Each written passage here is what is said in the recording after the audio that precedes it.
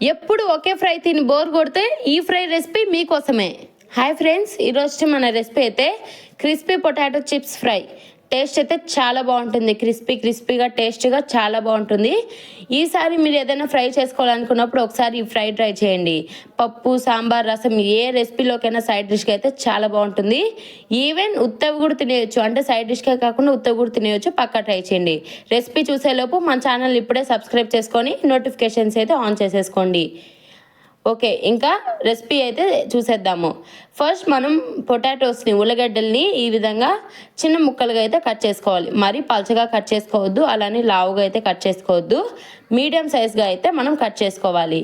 ఇప్పుడు బాగా హీట్ అయిన ఆయిల్, అంటే మనము డీప్ ఫ్రైకి సరిపడా ఆయిల్ వేసుకొని ఈ ఆయిల్ బాగా హీట్ అయిన తర్వాత మాత్రమే మనము ఉల్లగడ్డ ముక్కలు అయితే వేసుకోవాలి. ఈ ఉల్లగడ్డ ముక్క వేసగానే మనకి పైకి పొంగుతూ రావాలన్నమాట. అప్పుడే మనకి బాగా క్రిస్పీగా వస్తాయి. ఇప్పుడు మనము ముందే ఉల్లగడ్డలు కట్ చేసినప్పుడు పసుపు నీళ్ళలో నానబెట్టుకోవాలి.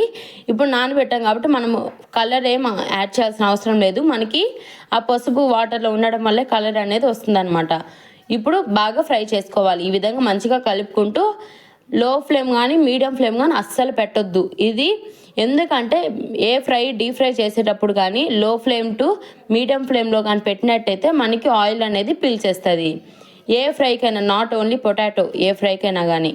కాబట్టి ఎప్పుడైనా హై ఫ్లేమ్లో పెట్టే ఫ్రై చేయండి.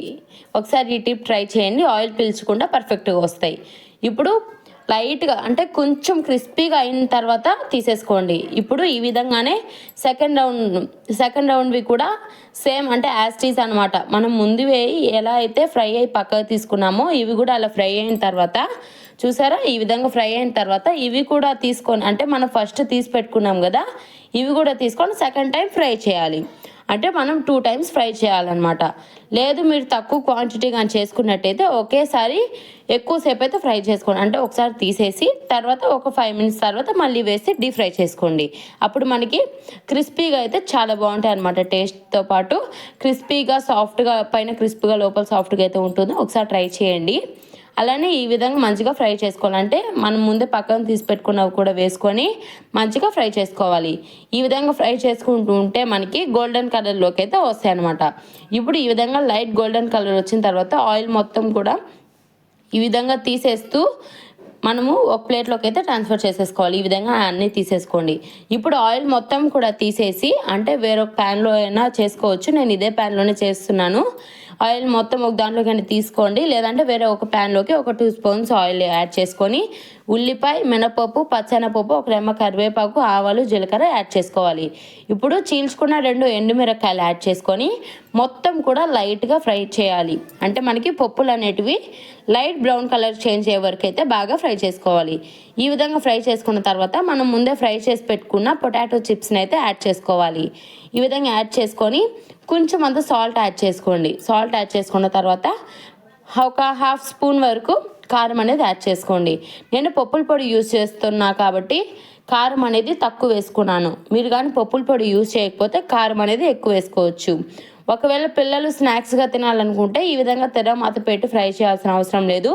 దాంట్లోనే లైట్గా ఉప్పు, కారం చల్లి కూడా ఇవ్వచ్చు. ఈ విధంగా కారం వేసి కారం పచ్చివాసన పోయే వరకు బాగా ఫ్రై చేసి ఇప్పుడు స్టవ్ని లో ఫ్లేమ్లో ఉండిచ్చి పప్పుల పొడి అనేది యాడ్ చేసుకోవాలి. ఈ పప్పుల పొడి ఎలా చేస్తానో అనేది కూడా ఈ వీడియో కింద లింక్ ఇస్తాను, ఒకసారి వెళ్ళి చూడండి. నేనైతే ఇక్కడ 4 spoons వరకు పప్పుల పొడి అయితే యాడ్ చేశాను.